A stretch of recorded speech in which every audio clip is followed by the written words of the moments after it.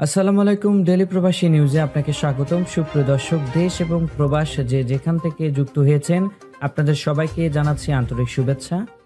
সুপ্রিয় দর্শক, আজকের খবরে আলোচনা থাকছে প্রথমেই কেন সৌদি আরবে যেতে চান ট্রাম্প জানিয়ে দেব এই খবরটি সম্পর্কে বিস্তারিত সংবাদ। পুরো ভিডিওটি দেখে বিস্তারিত জেনে নেবার অনুরোধ থাকলো।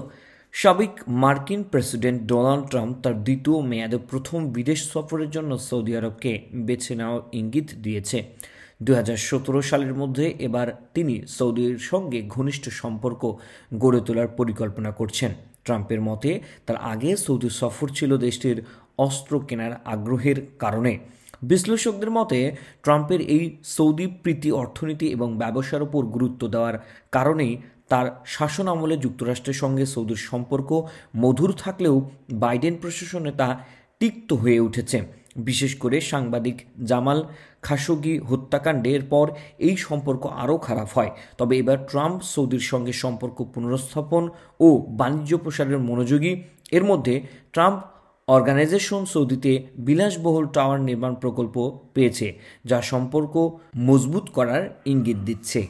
এতক্ষণ আমাদের সঙ্গে থাকার জন্য অসংখ্য ধন্যবাদ। পরবর্তী সংবাদ দেখার আমন্ত্রণ জানিয়ে শেষ করছি এখনকার সংবাদ।